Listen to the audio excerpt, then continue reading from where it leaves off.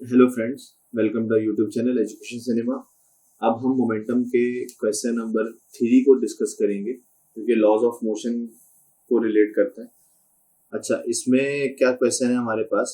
इसका हमारे पास क्वेश्चन है कि एक फोर्स है 3400 न्यूटन की, जो कि अप्लाइड हो रही है किसी बॉडी के ऊपर, और उस बॉडी का मास कितना है? 850 kg। अगर मैं बॉडी यहाँ ड्रॉ कर लूँ, ये एक बॉडी है और इस पे एक फोर्स अप्लाई हो रही है, ठीक है। और इस फोर्स का, ये फोर्स कितनी है? ये फोर्स है 3400 न्यूटन की, ठीक है। और इस बॉडी का मास है 850 kg।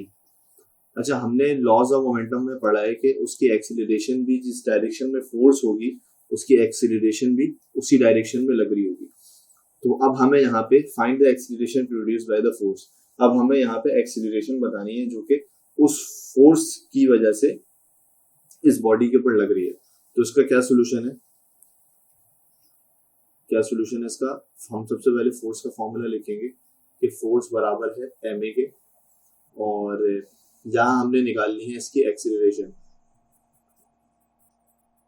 तो एक्सीलरेशन निकालने के लिए फोर्स डिवाइडेड बाय एम कर देंगे।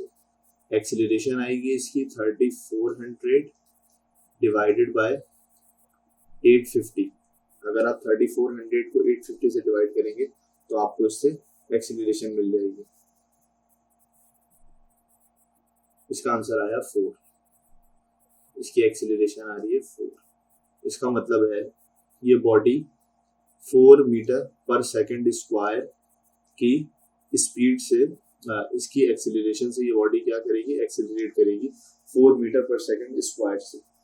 अच्छा, अब उसने नेक्स्ट पार्ट पे क्या पूछा है कि how much force should be applied on a body of mass 425। अगर हमने इसी बॉडी का मास अब आधा कर दिया, इस बॉडी का मास हमने क्या कर दिया? 425 kg कर दिया, और to produce acceleration same as calculated in part B.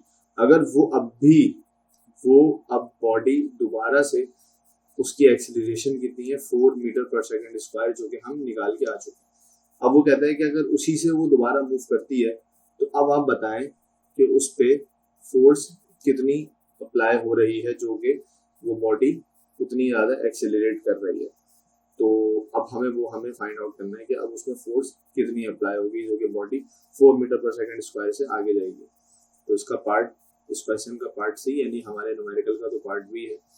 तो इसमें हमने क्या बताना है कि फोर्स बराबर है एम ए के, और फोर्स का फॉर्मूला क्या है?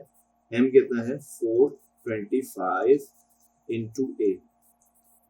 आपने फोर्स को मल्टीप्लाई कर दिया, मास को मल्टीप्लाई कर दिया एक्सीलरेशन से। मास कितना है आपका? 425 इंटू 4, ये बना 1700 न्यूटन।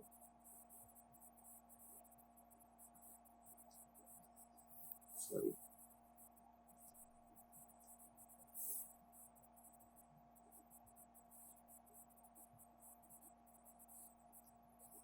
ठीक है, ये इसका आंसर है 1700। अच्छा, हमें इसमें एक क्या चीज प्रूव हो रही है?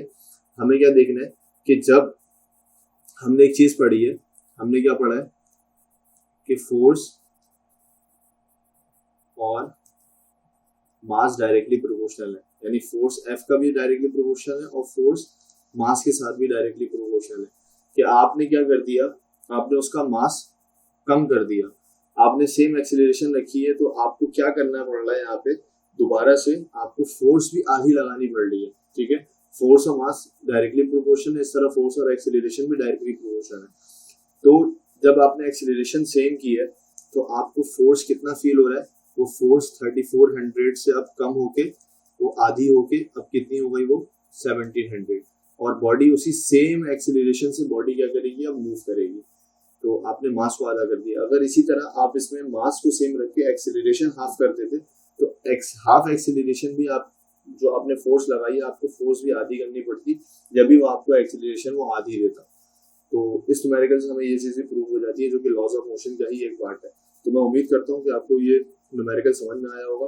तो आप हमारे चैनल एजुकेशन सिनेमा को लाइक करें, सब्सक्राइब करें और इसको ज्यादा से ज्यादा लोगों में शेयर करें। Thank you.